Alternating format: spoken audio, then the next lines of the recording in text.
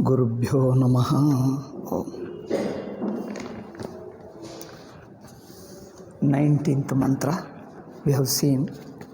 I'll just read out the mantra. Sayatha asminnakashe shenova supernova. Sushupti is pure consciousness. Pure means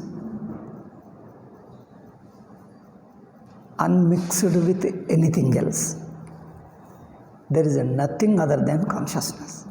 Pure means it alone is, whereas in waking and dream there is something little other than consciousness.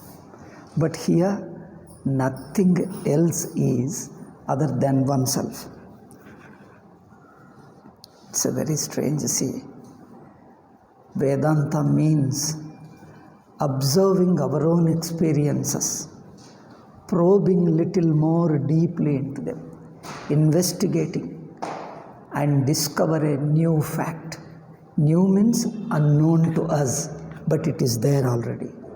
It is there, not elsewhere. It is oneself. It is within us. It is ourselves. Regarding ourselves, there is something unnatural mixed with it. Therefore, our anubhava, that consciousness is there all along. Throughout is there. In every anubhava, in every experience, consciousness is there. But somehow we miss it. So this waking, dream and deep sleep, these are universal experiences. These are the great blessing of Bhagavan. Or we can say they are the direct evidences of truth. These waking and dream and deep sleep are the direct evidences of truth. But while we, somewhere in where is that? In Upadesha Sahasri or somewhere he says, the misfortune about us is, there is a great treasure. In those days, there was no bank, lockers and all. So the money, the wealth was only in the form of gold and silver or diamonds and such things.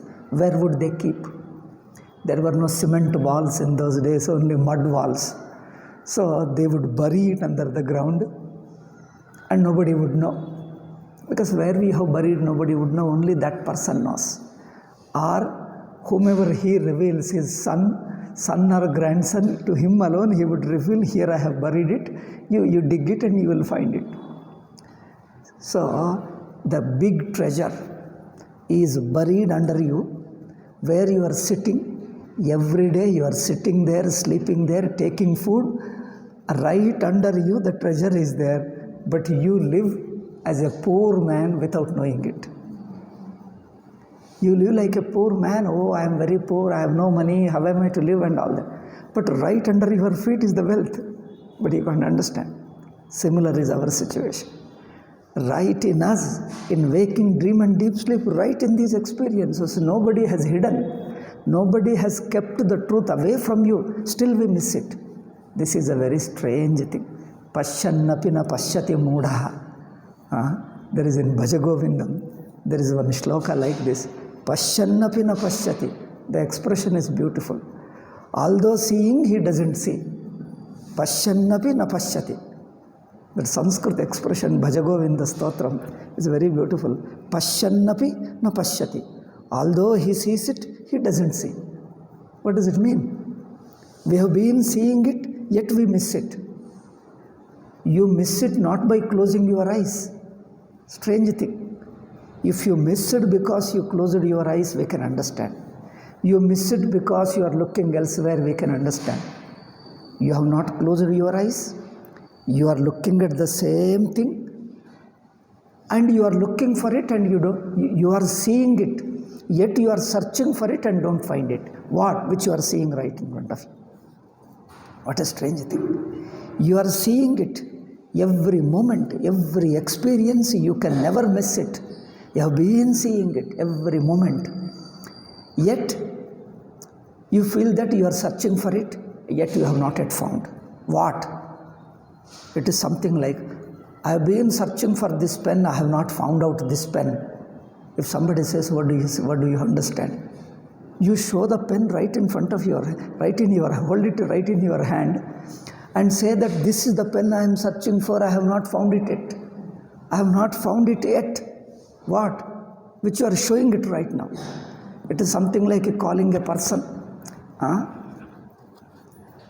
Calling a person. His name is Manjunatha. And you call him, hello Manjunatha, what is your name? What does it mean? You call him by his name and ask for his name? You call him by his name, but ask for name. So every moment it is in you, in every experience, but still say, I am looking for Atma, I am looking for Paramatma, where is it? Whom are you asking? Asking the very Paramatma. You are looking at it, talking to him. Every moment you are interacting, every moment you are with it, you are the same. Yet you say, I don't know, I have to find out. This is a very strange thing. Very strange thing. Not only people are ignorant, based upon this ignorance, a lot of new philosophies, new religion, new theologies has come. That God is somewhere there, far away, He won't see you, He won't talk to you, you can't see Him and you have to come to me only and you have to believe me only, then only you will go there. Simply because we are unable to recognize, even while watching it, this simple innocent ignorance of the people, how people are exploiting. They create a lot of things. It is somewhere there, look elsewhere, close your eyes, you will be able to see God better. Close your eyes. Or you go away from this place, then you will see. You go away from yourself and you will see. See the thing. They make you to forget the Atma. All these mischief-making philosophies, religions, ideas, theologies, everything. The best thing, the only thing they do is only they cover up the Atma. They don't reveal the Atma. They only cover up. They take you away from yourself. And what is visible right in front of you, they make you, they create such a feeling in you, don't look at this is not the truth, elsewhere. While looking at it, you think of something else. But it is right in front of you, but think of something. This is called brainwashing. What is right in front of you, you make them know this is not. You create a feeling. Like Indians are going through the same foolishness now. Right in front of you, you don't trust it. You see it, but they say, no, this is not, something else. This is what our Britishers have created. What is right in front of you, they told you, India, Hindu culture, Hindu civilization, everything is bad. And you buy our nonsense, you will become great man. You accept our nonsense, great man. What is in front of you, you start hating. What is away from you, what is harmful to you, you start loving poison and hating nectar. What a beautiful thing. You start hating nectar and you start loving poison. Because reversely you are told, this is what's happening. So here, it is the Sushupti. But looking at the Sushupti, the problem rises. Waking means moving away from Atma. Moving away means moving is only in terms of thought, in thinking, in misunderstanding. A wrong notion that I am not with me. I am not myself. I am somebody else. I am somebody else. See, what a wonder it is. You are not you, you are somebody else. You are not you and you are somebody else. This is a misunderstanding. That's why Shankaracharya told Adhyaso avidya. A misunderstanding is avidya. They say, no, it is not misunderstanding. There is a thin layer of ignorance that is covering up. There can't be covering up. Consciousness is there in waking, dream and deep sleep. How can you cover the consciousness? Is there any covering? Is there any covering for this space? Tell me. Can you cover this space? Nobody can cover. Even the covering is within space alone. You put a covering, you put a cloth, even the cloth is within the space. How can you cover the space? Impossible to cover. I have told before, I think once, you cannot cover these things. Here is the light. Light is there. Here light falls and he says, no, I won't allow you to see the light. I'll put a book there to cover up the light. Where will they go? Do you think you can cover up the light? Light will come upon the book. Then you put your hand, it will come upon here. And put another hand, but it will be there. You try to cover the light, let me see. Whichever thing you cover, the same thing is illumined by light. How can you cover the light? Impossible to cover the light. Yet we are thinking that light is missing. We are missing the light, we are missing the light. It is a false misunderstanding. Even the misunderstanding is also false. That is the problem. Therefore, what we need is re-understanding. Re-understanding requires re-observation. That's all. Observe it properly. Examine properly. That's all. That unexamined state is a taking for granted. It takes for granted and just goes around suffering and all. Say, don't suffer. Just watch. Watch again the same thing. What you think, what you are experiencing, all those experiences, watch. It is there, right in and through your experiences. In and through your experiences, it is there, unmissing. You cannot miss it. That is the Brahman. So the simple Lakshana, the character of Brahman is, character means a suggestion, an indication, let us say, not character, but an indication to help you to understand Brahman. The simple indication is, you have been seeing it and you have not missed it, nor you can ever miss it. That is the nature of Brahman. Search for it. Take this indication and look for it. Take this indication and look for it and you will find it. What you have been seeing, you have not missed it, nor you can ever miss it. Any other things you can leave out. What cannot be left out is Brahman. That's a simple definition. Simple definition, simple indication. Take this indication and look for it and you will find it. Therefore, waking, dream and deep sleep are the excellent chances to find yourself in the truth. So in the last mantra, 19th, Sushupti, we have discussed elaborately in the whole 1 hour, we discussed only that. Now in the next mantra, Yadi Asyayam Swabhavaha. Now next mantra talks of ignorance. Just now I touched the same thing. The nature of Atma and ignorance. What is the ignorance? Ignorance means what is preventing you in understanding the truth. Whatever prevents, that is ignorance. What is coming in the way? See, a general ignorance, in worldly sense, ignorance means what is out of your consciousness we call you are ignorant of.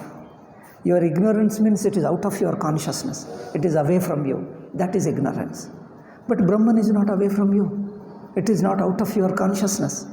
Then what kind of ignorance you can have in the very consciousness? Can you have a darkness in the light? What kind of darkness you have in the light? This is a good question. Yeah.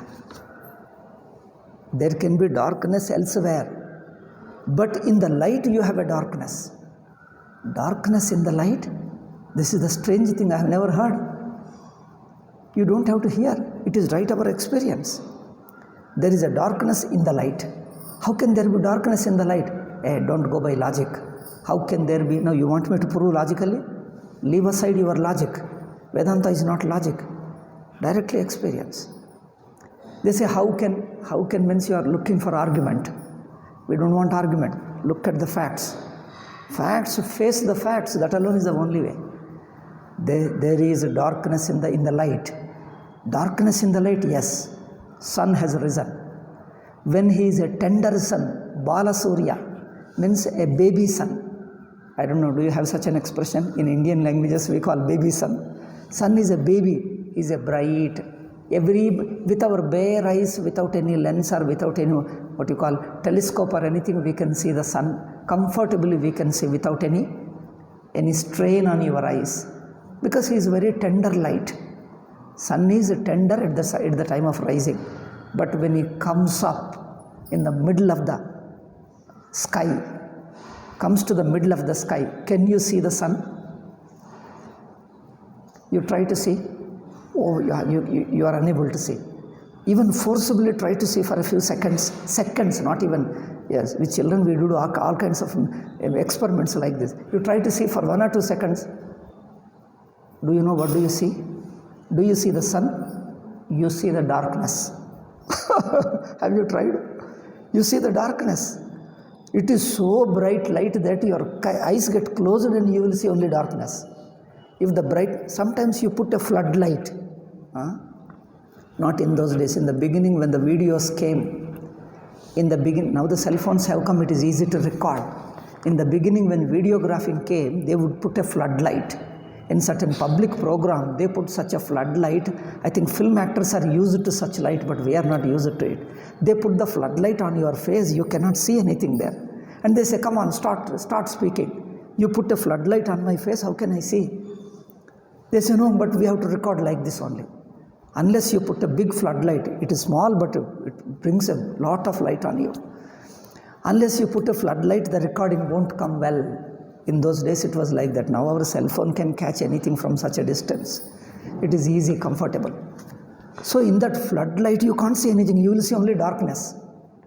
They would put floodlight and ask you to speak, and you will see only darkness in the light. See, darkness in the light, that's what it is. In looking at the sun, in the midday sun, 12 o'clock you look at the sun, you will see darkness. Darkness means your eyes are unable to see. That is darkness. Similarly here, consciousness yourself. In the consciousness there is a darkness. Yes. Darkness is a wrong notion. Seeing the light, you think it is not there. So this thinking, but thinking also looks so illogical. Right in the consciousness, I don't know, how can you entertain a thought that I don't know in the consciousness? Right, I don't know itself is another, I don't know is a thought. Thought is in the consciousness only. True, that's how it is. Therefore, no logic works here. How can that be? How can it be? How can that be? You can't ask. How it is possible, I can't show. Logic means possibility, probability. We are not showing any possibility, probability. We are directly referring to your anubhava. Look at your anubhava, you find a misunderstanding, that's all. That is the only explanation. Nahi drishte anupapannam nama. This is Shankaracharya's statement. Often he says this statement. Nahi drishte anupapannam nama. No question of improbability. No argument. That means the argument of improbability. Improbability doesn't make an argument with regards to what you see, what you experience directly. With regards to what you experience directly, how can that be possible? How can that be there? This doesn't make an argument. This argument doesn't apply. Argument doesn't apply because it is right your experience. That's all. Whatever the is, whether logical, illogical, that's what you find. In Adhyasa Bhashya also there is elaborate discussion. How can Adhyasa be possible? And simple answer of Shankaracharya is, we say Adhyasa is there, not because we are able to prove logically. Purvapakshi says that it is logically impossible, therefore Adhyasa is not there. Siddhanti says, set aside your logic, it is there right in Anubhava, therefore logic, it is there, that's all. It is there. Whether logically possible, impossible, probable, improbable, all that you set aside. It is there, that's enough. What else you need? It is there. Because you find yourself in it. That you do not find yourself Brahman, that you find that you are confusion, you are looking for something, you are desiring, you want something, you are under confusion, that is Adhyasa. How can that be? Being in Adhyasa, what kind of argument is that? How can that be Adhyasa? You want Adhyasa to be proven logically? You want a misunderstanding to be proven logically? How can there be misunderstanding? But he misunderstood, that's what it is. This is the straight away anubhava. These people are unable to understand. Even our Vyakyanakaras, our sub-commentators on Shankaracharya, They also they are desperately tried a lot. They filled up hundreds of pages to try to prove how adhyasa is probable, logically possible. We try to prove you logically how adhyasa is there. They try to prove logically. But Shankaracharya dismisses all this in one statement. There is no question. You can't make an argument of probability, improbability, how is it possible and all that, simply because it is found to be there. That's enough. It is found to be there. You find, that's enough. And you understand how it is wrong. You understand how it is wrong. In your real nature, adhyasa is not there. But now at the moment, in that present experience, there is adhyasa. Because the very present experience itself is adhyasa. Therefore, what is a matter of experience cannot be questioned, cannot be asked for logical proof. You can't expect a logical proof regarding what is already found. And he says, how can it be possible? Now you are imagining somewhere. Fact is right in front of you, you imagine that how can it be possible? Seeing it right in front of you, what is that? What is that question? This is important thing. Therefore, Shankara, as I told you the other day, 2 days ago, Shankara is not logically explaining. He is only facing the facts, anubhava directly, facing the facts, analyze them, probe into them, examine them, investigate into them and come to realize the fact. Underlying all these experiences, these are all limited experiences, tentative experiences, wrong angle experiences, that's all. It's a wrong angle experience. Come to the right angle, correction over. It is corrected, that's all it is. All Vedanta is as simple as this. Vedanta doesn't require big argument and logic and all, and lot of scholarship and all. That's why we told it's not a philosophy. It's not a philosophy, it is a self-enquiry. Self-enquiry is not a philosophy. That enquiry itself we explain systematically, therefore it looks like a philosophy. It's not a philosophy, it is a vichara. It is a tattva vichara. Okay, so in the next 20th mantra, Yadyasya ayam swabhavaha. If sarva samsara shunyata is my real nature, my nature itself is freedom from all samsara. Means I never had it. Freedom means, it doesn't mean you will become free. It doesn't mean that you will become free from samsara. It says you are ever free. Even now you are free from samsara. Your very nature is such. You are not making it. You are not creating it. You are not transforming it. You are not removing something. Whether no question of removing or bringing. Without removing anything, without bringing anything. Without going somewhere, without going away somewhere. Without any movement, without any action, you are already that. That is your nature, even you cannot help. Even you can't help that, no, I don't want to be Brahman, no choice. If you say that, no, I don't want to be Brahman, sorry, we cannot help, because you are Brahman, nothing can be done. Nothing can be done, nobody can do anything. Therefore, yadi ayam swabha, this swabha, all this way of argument is only to say swabhava. What is nature? Nature, people use the word nature, but they don't understand. Nature means this, you see. It implies all these arguments. You can't do anything. You can't stop it. You can't do anything. You can't change it. You can't wish it. You can't reject it even. But that's how it is. Nobody has any choice over it. It is choicelessly, effortlessly, you are that. Therefore, yadyasya ayam swabhavaha sarva samsara dharma shunyata. Free from all samsara. Kartrutva, bhoktrutva, karma, punya papa, sukha dukkha, all this is samsara. All this is a series of samsara. We have got a cricket series, long cricket series, first inning, second inning, and all that.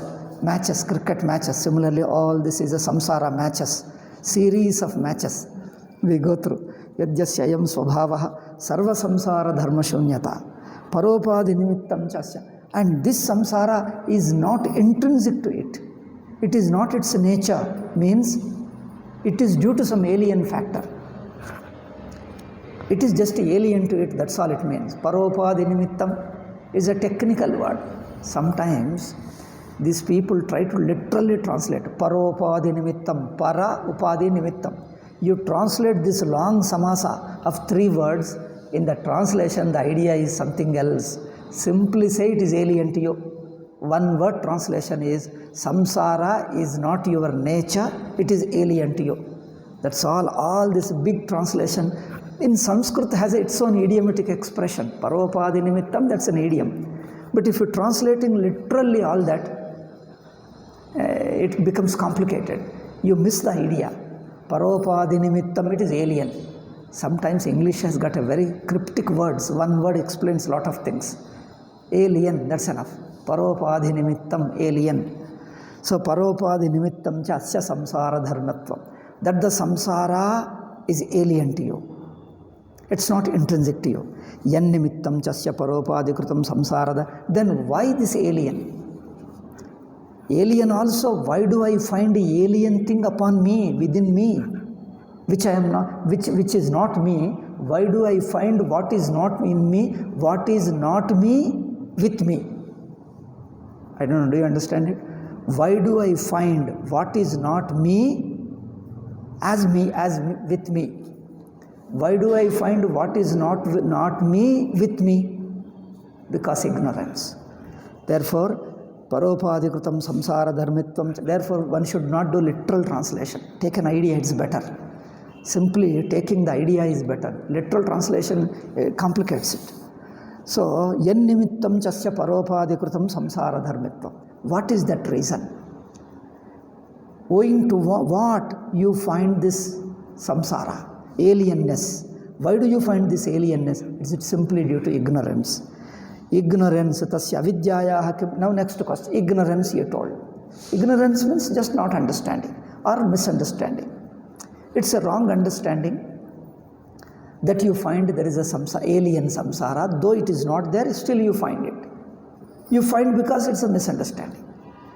Now this question, is this misunderstanding or avidya natural to Atma, or it is agantukam, means how to say that? Agantukatvam. Agantukam, how do you say? Intrinsic or extraneous? I think that's the only way. Is it intrinsic to it or extraneous to it? Agantukatvam. Ahosit kamakarmadivat agantukatvam. Yadicha agantukatvam, if it is extraneous to it, it is easy to remove. Remove means if it is extraneous to me, understand it as extraneous, it is over. Problem is solved. You don't have to remove because already extraneous. Where is the question of removing it? Removing is a word way of telling. That's why most of them are figurative language. All this metaphorical language. Remove means as if it is there. People think that remove avidya, when we say, oh, it is there, therefore we have to remove. We don't mean that it is there and you have to remove it. It is extraneous. If it is extraneous, understand it is extraneous, it is not there, that's all. Though it is extraneous, we think it is not extraneous, it is intrinsic to me. That's where the misunderstanding is happening. Watch again. Oh, you find it doesn't belong to me, it doesn't touch me, then you are free already. That's all. Therefore, is it swabhavikam or agantukam? Yadicha agantukatvam, if it is extraneous to me, then I have a hope of moksha. See, then mokshaha upapadyate. Then I have a hope of moksha. Tasya cha agantukatve ka upapattihi. Okay. If it is extraneous, how? How it is extraneous? I think these translations don't work. All these sentences are literally translated. You can't take literally, they don't make any sense if you make literal translation. Ka upapattihi means tasyascha agantukatve ka upapattihi. How, that's enough. Upapatti don't translate literally. How it is? Only this much. Katham van atma dharmo avidya. How do you say it is extraneous and how it is not sticking to Atma? How it is not natural to Atma? To understand this 20th mantra begins. Kandika. In Bruhadaranyaka Upanishad,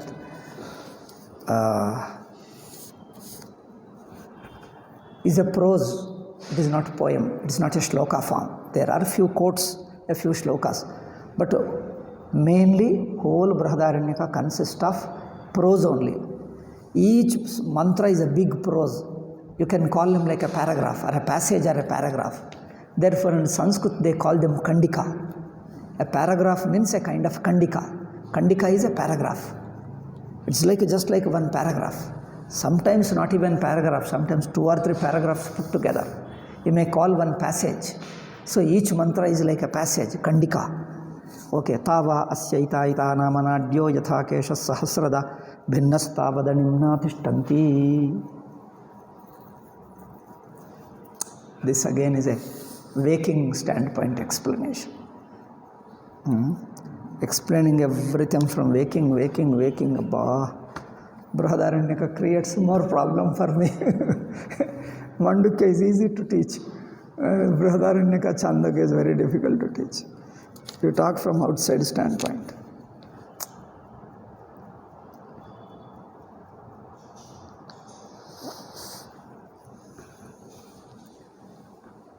Scientists have explanations for dream and deep sleep.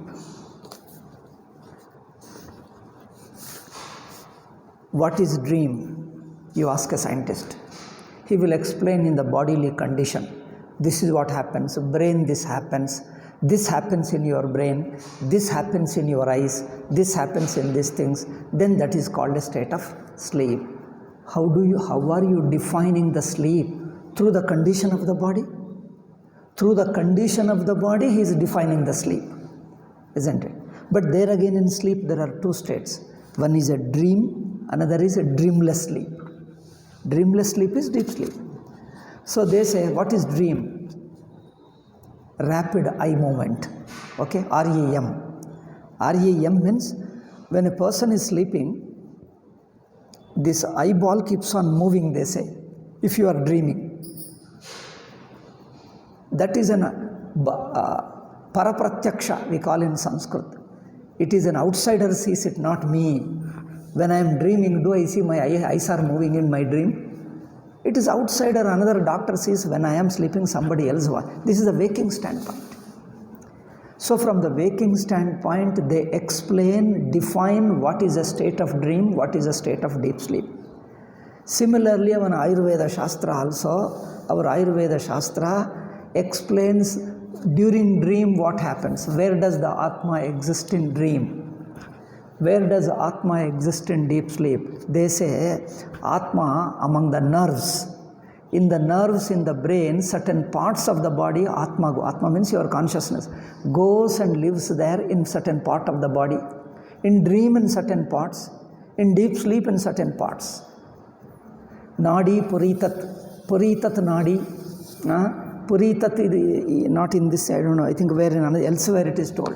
Puritat is a place in your brain, there your Atma goes and stays there. These are all external explanations of Ayurvedic. And those explanations he brings here.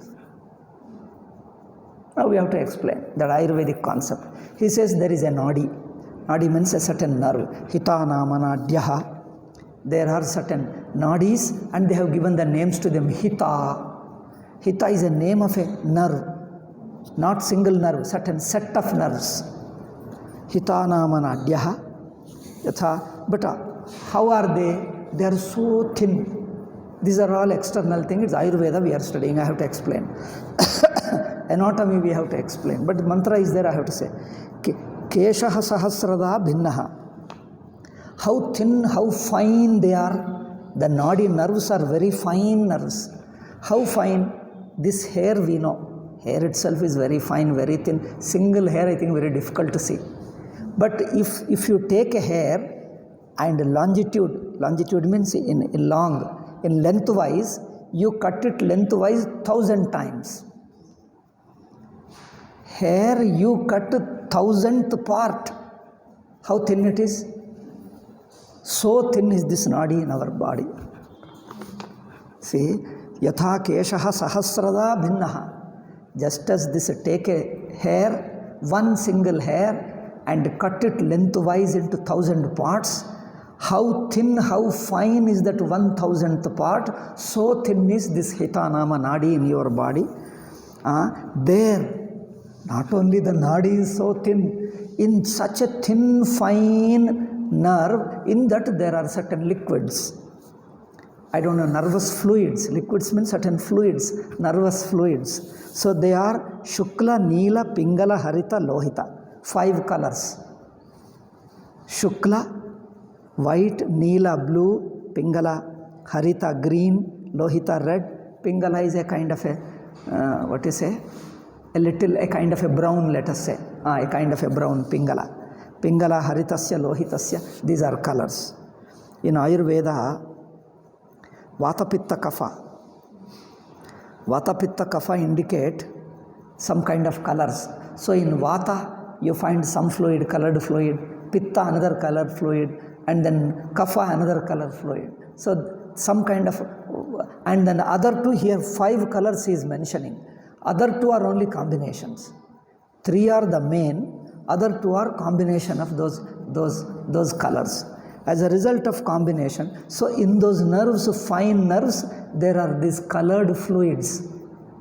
Does it make sense to you? Do you understand? I don't know. So, Shuklasya, Neelasya, Pingalasya, Haritasya, Lohitasya, Purna. Okay, all this is over now. Now come to the main point. Because of these, in the nerve, fine nerves, there is a liquids. What happens? You start dreaming. You started dreaming. Because Vata, Pitta. If Vata is there, that Sannipata we call them. Sannipata means a lot of, I forgot the name in English, I don't know what you call it. Sannipata, it was there, I remembered, now I forgot. Delirium. Sannipata. In Sannipata, your mind is not under your control, you caught imagining a lot of things, unnecessary things. Lot of things uncontrollably, forcibly imaginations come to you. Sannipata. Like this, in some Vata dosha, some kind of a dreaming comes. Pitta dream. Our people are also no less compared to modern doctors. They divide the dreams. There is a Vata induced dreams, Pitta induced dreams, Kapha induced dreams. There are also many kinds of dreams. Whatever it is, they are dreams, that's enough. Now we'll proceed. Okay? We'll proceed with that. In these nadis, there are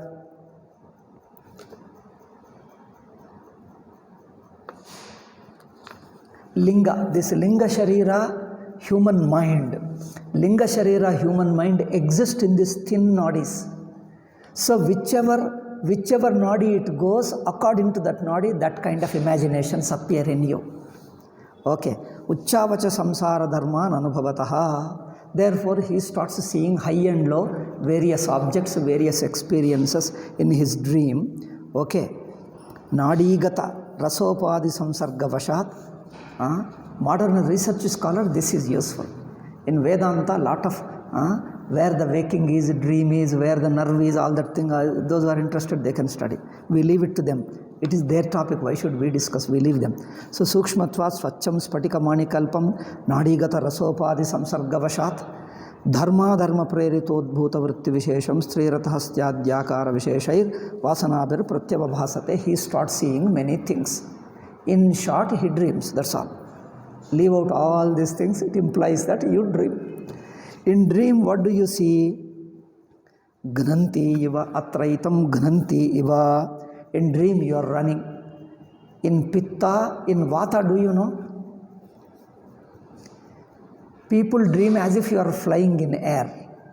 Do you see that? When you are flying in air, that is a Vata dosha. If I used to see a lot of flying in air alone. I am just flying in air without any wings in dream. Most of the time I fly in air. That's because of Vata dosha. Pitta dosha, something is there. Kapha dosha, something is there. Pitta dosha, probably you feel thirsty and hungry.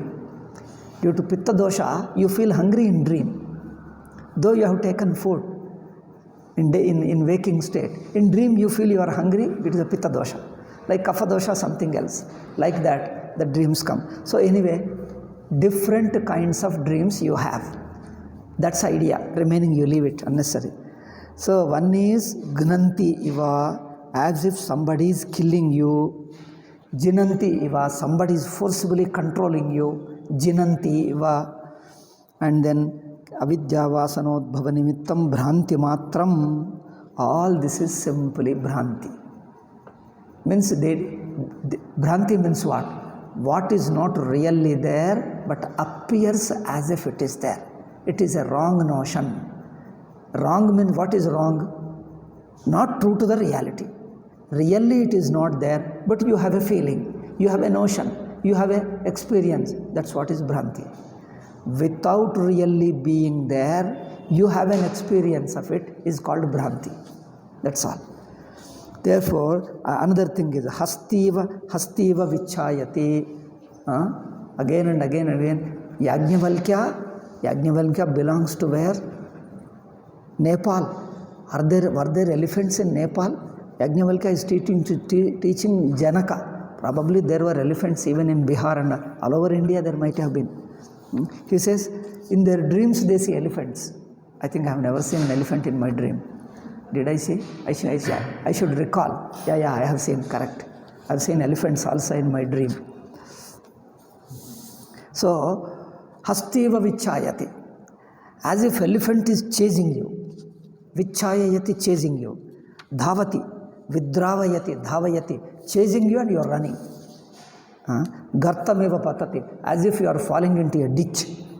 Gartam, a gundiyalli biddante.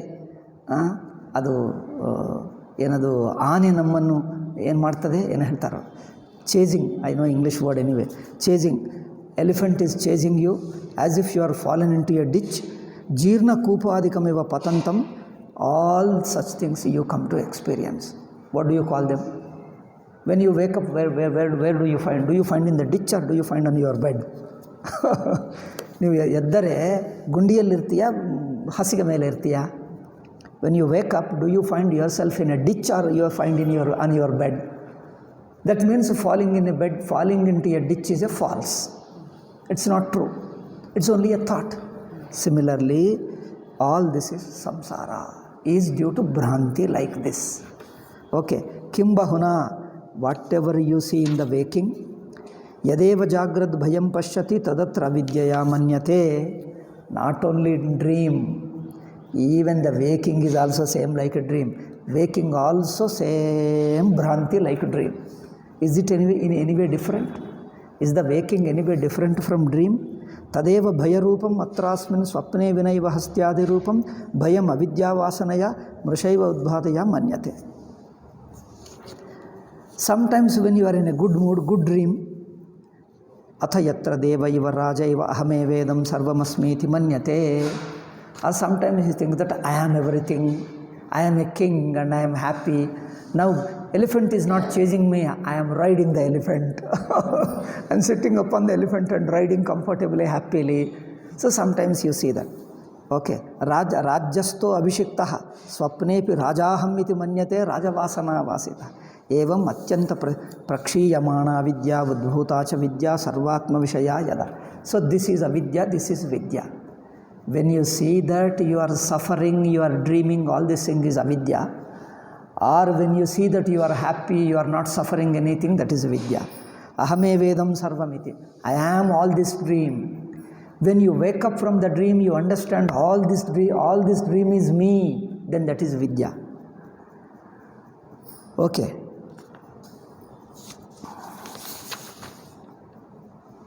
So, asya paramalokaha, this is his real nature.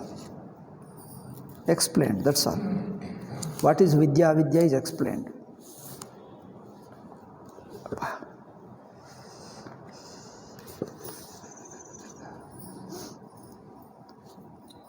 So the implication, mantra over, just little bit Shankaracharya's comment, little explanation about the mantra. He says, thus, it is due to your bhranti, it is your misunderstanding that you see many things. He equates bhranti, misunderstanding with avidya. Avidya and bhranti are same. That is Shankara's explanation. It is post-Shankarites created problems. That you know it, I don't have to repeat and waste my time. Okay. Vidyaya Shuddhaya Sarvatma Bhavati. By Vidya, what you imagine, you come to understand all this is me. Due to ignorance, owing to ignorance, you see lot of false things. But due to knowledge, you come back to your natural state and see all this is myself. This is the difference between Vidya and Avidya. Okay.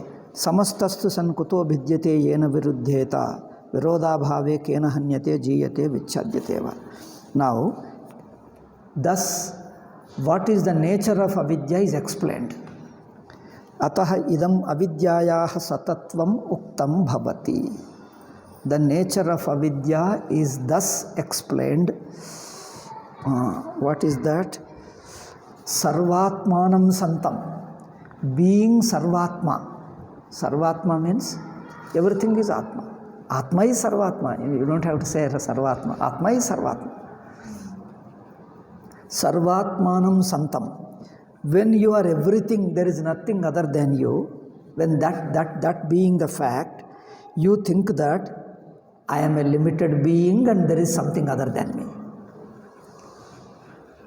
When you are everything in deep sleep, but missing the deep sleep nature, you start feeling I am a limited being and something other than me. Sushupti is your real nature. Deep sleep is your real nature. Dream is your adhyasa, avidya, bhranti. So, in dream, waking is also dream. Waking, dream, both are dreams within deep sleep. Deep sleep is your real nature. Waking and dream are dreams. Both are dream only. So, this is avidya. Being everything, being non-dual, you take yourself to be dual. This is avidya. Pratyupasthapayate vastvantaram avidyamanam. Although there is no second. There is no second thing. You see as if it is second. It is yourself, but still see as if there is a second one. But there is no second, but you see as if there is a second person. Tatastad vishayah kamo bhavati. When you imagine that there is something other than me, you have a desire for it. When you have a desire for it, you desire it and work for it. And once you work for it, sometimes you find it, sometimes you miss it. Karma phala, good and bad karma phala. Sometimes a sukham, sometimes a dukkham. All this is within me. It is your own thing, you will lose it. You think that you have lost it. Oh, then you feel that, oh, I have lost it, I want it, keep on desiring it. Then search for it. Then sometimes you find it, sometimes you miss it. But all that is yourself only. All that is all along, it is yourself only. It is just a so false thing like this. So this is the nature of avidya. Yasmat vidyayam utkrushamanayam swayam apachiyamana sati kashtangatayam vidyayam parinishtite sarvatma bhave sarvatmana nivartate rajvameva sarpajnanam. When there is a sarvatma, when you understand that there is no second thing, all that is me, that is jnanam, you become free. But if you think there is something other than you, then you are bound. So this is nature of avidya, this is the nature of vidya. Due to avidya this happens, due to vidya this happens. That's all. 20th mantra is over. Idanim yosau sarvatma bhavo moksho vidyaphalam kriyakaraka phalashunyam sa pratyakshato nirdishyate yatra avidya kamakarmani nasanti. In the previous 20th mantra, the nature of avidya is explained like a dream. In dream, you see false things, non-existing things. That is misunderstanding, is avidya. And what is vidya? In the 21st mantra, he says, he is showing avidya rahitam is sushupti. You wake up from dream to sushupti. You wake up from dream to your real nature. Tadva asya etad atichanda. Here he says, avidya rahitam anubhavam pratyakshato nirdishyate. Avidya rahita, atmaswarupam, which is free from ignorance, free from adhyasa, is directly experienced. What is it? Deep sleep. Here Shankaracharya directly talking that Sushupti is your real nature, where you are free from ignorance, free from avidya, it is your real nature. Directly he says. This mantra,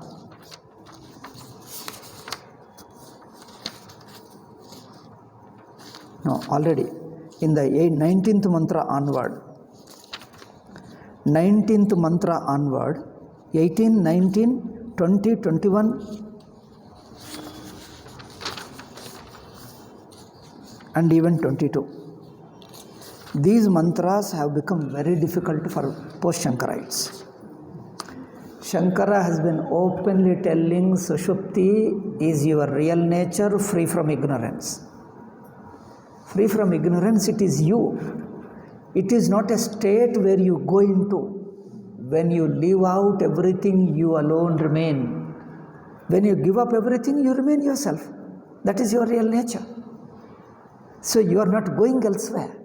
They present Sushupti as a state, you go elsewhere. And from there you come back to your nature. See, this is a simple thing. Same Sushupti can be looked at two ways. One as a state, another as a nature. One's real nature. State, how do you say? If you are going there, stay there for some time and come back, then it is a state. To say that you are going to, where are you going from? From waking. That means you are still looking as a waker. As a waker, you are looking at it. You are going to deep sleep and coming back. You put deep sleep as a tentative state where you reach. You, who are you? Who are outside sleep. That outside sleep is waker. As a waker, you are reaching that, stay there for a while and come back. This angle of looking makes you see deep sleep as a state. But there is another way of looking the deep sleep, which Bruhadaranyaka and even certain Mandukya, other things have been telling. Shankaracharya also has been repeatedly, clearly, categorically telling, but Vyakhyanakaras find very difficult. This is Gita Press Gorakhpur book.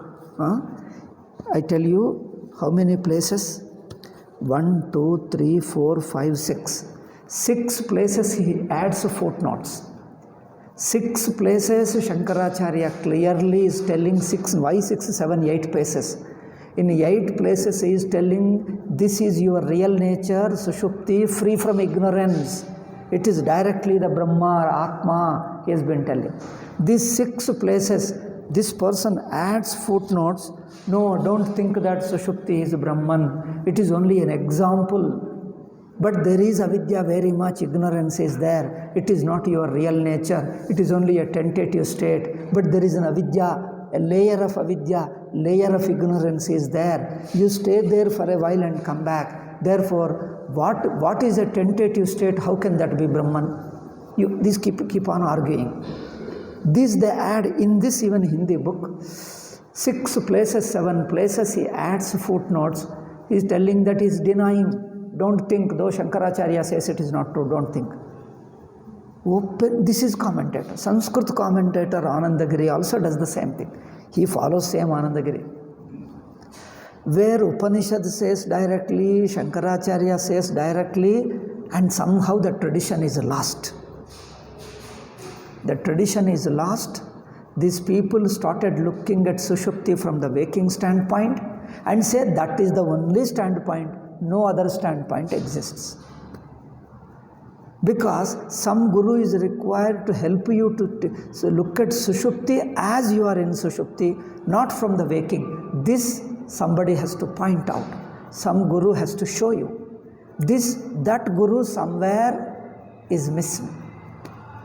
I think they have not studied directly from Shankaracharya, or they have studied from somebody else like Panchapadika. Who is Panchapadika Kara, whoever is a writer, might have not been directly Shankara's disciple. Because you can see him talks totally against Shankara's. He deviates it and then starts telling that Sushupti is not Sushupti, there must be ignorance and it is not Brahman nature. It is not Brahman, there is ignorance, it is a tentative state. 3 points he says. It is not Brahman. There is ignorance, it is a tentative state. Therefore, don't think Sushupti is Brahman. He repeatedly asserts and says this. And he never claimed that I am the author of Panchapadika, never claimed I am a disciple of Shankara. Like Sureshwaracharya, 2 to 3 places, he told, I have served the feet of my Guru, my holy feet of my Guru. I learnt from his blessing. Shankara Bhagavat Pada Yugalam Samsevya Labdhochivan. I have served his holy feet. From him I learnt this thing. Sureshwaracharya openly says 2 places. But if this Panchapadika author, Namaskara to Bhashyakara, that's all. It doesn't even mention Shankara name. Namaskara to Bhashyakara. It doesn't say that I am his disciple or I have learnt from him. Generally, any disciple, when he says, takes Guru, he generally does Namaskara. That's how you find in tradition all books. We also do the same thing. So he never says he is my Guru, never says that I have learnt from him, I am his disciple. All that he doesn't say, simply Namaskara to Bhashyakara and writes book. So this creates a doubt. Because there, what Shankaracharya says is openly opposite, talking opposite to it. What he says, he explains the word differently. And he asserts that it is not.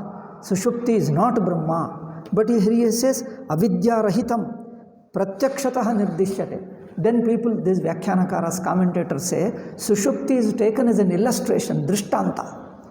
It is an example of Advaita, it is not real Advaita. It is an example, something similar to Sushupti, Brahman will be there, Advaita.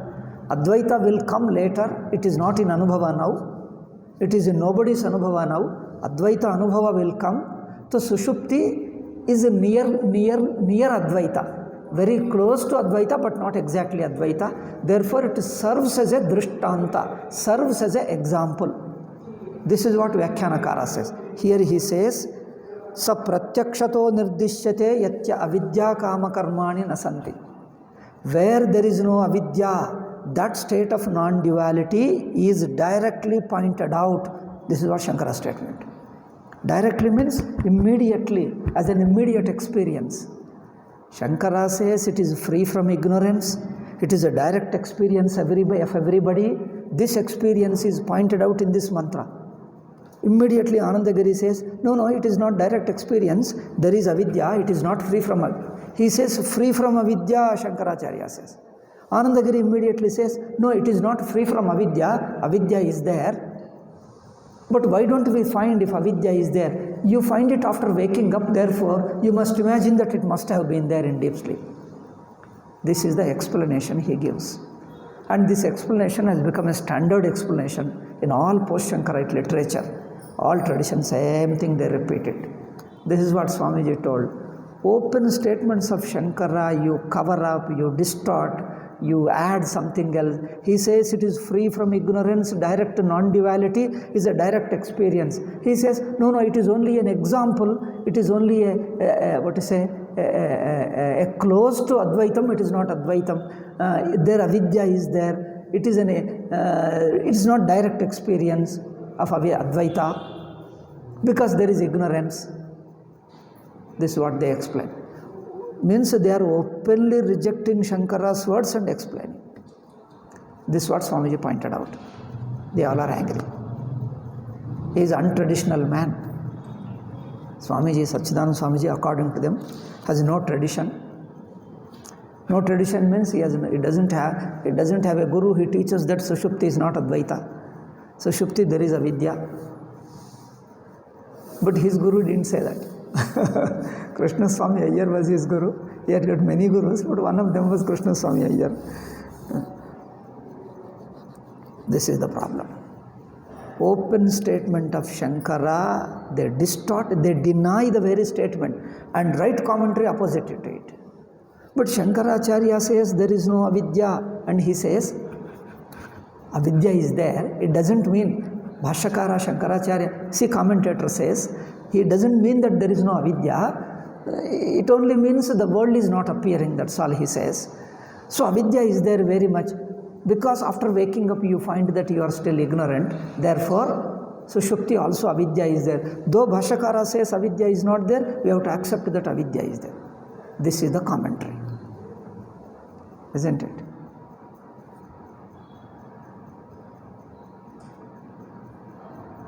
So example, one speaker is speaking that not only today, day after tomorrow also I shall come back and then I shall speak here, he says. The translator says that though he says, but it is not true, so day after tomorrow he will not come and speak. He will not come and speak, he will not be able to come, he says. You talk totally opposite to him and call it commentary. We call, there is a Vartika. One word Vartika, we have an explanation. Vartika means you differ from him. You give an alternative explanation. You can explain the same point, little more clarify. Some commentary, some book you take up. Vartika is different from simple commentary. Simple commentary explains you, helps you to understand the main text. That is Vyakhyanam Tika. But Vartika means you explain some points, you can disagree, you can differ, you can give an alternative explanations, you can reject some of them and give your own interpretations. This is called Vartika. Vartikakara, the writer of a Vartika has a freedom to explain some points he can disagree, he can interpret it, he can alternatively he can interpret, or he can give a different meaning. But these people say we are writing commentary, not Vartika, we are writing commentary. But in commentary they differ. Openly sometimes they reject. This Swamiji told we can't accept. It is injustice. You call yourself a commentator and you differ from him and talk differently. You give an alternative interpretations that to opposite to the very statement. Opposite to the statement you are talking and you call yourself commentator, that's not acceptable. And in that place, reject the commentator because he is going against the express statement of Bhashyakara. Bhashyakara's open statement says one thing, these people are differing. Then you may differ, but say that this is my opinion. We leave it to you. You hold. You have got a freedom to. We don't have a blasphemy, heresy and all that. So you hold your opinion. But say this is my opinion. We leave it to you. Those who are interested, let them study. We also study, read your book and say, it is his opinion, not Shankara's. But these Vyakhyanakaras in the present days, Swamiji told this is not Shankara's opinion, Shankara openly says this, but these people differ from him, they say differently. And they get angry. He says, whatever commentator says, that is original Shankaracharya's opinion. But he is talking differently, opposite to it. Even then you have to accept commentators. Commentators' view, as Shankara's view, you must accept. Swamiji says, how can you impose that? How can you impose commentators? I shall quote it as a commentator's view only. I won't quote it as a Shankara's view. For this they are angry. They have boycotted Swamiji. Is it just? We don't want the commentaries should be banned or burnt or totally. We don't mean that. You hold your opinion, okay. It is, you have a freedom. But we quote that idea as your idea. We don't impose on Shankara's covering up against his own opinion, against his own idea. We don't take your idea as a Shankara's idea, impose on Shankara's idea, reject Shankara's idea and carry your idea as a Shankara's. That we don't want to say. This is what we mean. We have no blasphemy, heresy and all that. You can hold a different view. And we present it as your view. Those who are interested will take it, those who don't like it, reject it. Freedom. Everybody has a freedom. Our blasphemy is this. You have your opinion, impose on Shankara's, against Shankara's express opinion. And you want us to accept this as a Shankara's opinion, when Shankara himself is rejecting it. This is blasphemy. Blasphemy means we don't use the word blasphemy. We say it's a misinterpretation. We have no word of blasphemy, so we misinterpret. This is what is happening here. Therefore, yatra avidya kama karmani nasanti. Openly he says, there is no avidya here. It is a direct experience I am pointing out. This next mantra, 21st mantra, is directly pointing out. And immediately you see the Sanskrit commentator Anandagiri of 13th century. Because Panchapadika, the first commentator, he commented only on Brahma Sutra. He did not comment on Bruhadaranyaka. On Bruhadaranyaka Bhashya, Anandagiri commentated. Anandagiri was a 13th century. So there is a 4 centuries away from Shankara's time. 4 centuries, not 1 day, 2 days. 4 centuries, what a difference. Far away. And it takes the statement of Shankara, and on that same thing, no, Shankaracharya doesn't mean that. He openly says it is free from ignorance. No, Acharya doesn't mean it. Acharya accepts avidya there. And you totally say opposite to it. This is the complication. Okay. So, tadvasya aitad atichanda apahata papma abhayam rupam. I'll just simply translate the mantra and probably the bhashya. I thought of explaining 21st today, but didn't happen.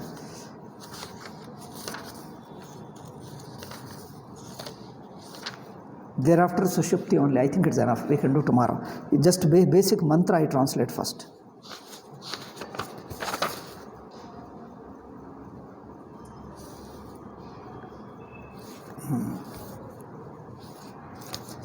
That is indeed his form beyond desire. That Sushupti is his nature. Form means don't imagine form. That is the expression. Form means nature. So that is his nature, free from desire, free from sins, and free from fear. Fearless nature. Just as that means totally non-duality. He knows neither external world nor internal world. Internal means body, mind and sense organs. External means the other world. Neither external nor internal means there is neither subject nor object. You are free from subject-object duality. That is the real nature of Atma. Sushupti is directly Brahman. For that he gives an example. Earlier he gave the Mahamatsya, big ship, big fish, or another thing is a bird flying. Here he gives another human example. Just as one firmly embraced by his beloved person, beloved wife, knows nothing either without or within. When a person is in embrace, neither he sees external world, sees means neither is conscious of the external world nor is conscious of himself. Similarly, so also this Purusha firmly embraced by the Prajnena Atmana. He says the pure consciousness. In deep sleep, he is embraced by the pure consciousness. Means he becomes one with pure consciousness. There is no avidya whatsoever. Neither he experiences the external nor internal. Neither subject nor object. That is indeed. He is aware of nothing whether without or within. That is indeed the nature of Purusha. Wherein all desires have been attained. All desires are attained because Atma is all desires. In Atma, attaining the Atma, all desires are fulfilled. Because all desires aim at Atma only. Once you get the Atma means oneself. Once you discover your real nature, all your desires are fulfilled in that Atma. And you become free from desire, free from sorrow. This is the mantra. Okay? Bhashya will sell tomorrow. Om Shanti Shanti Shanti. Harihi Om Shri Gurubhyo Namaha. Harihi Om.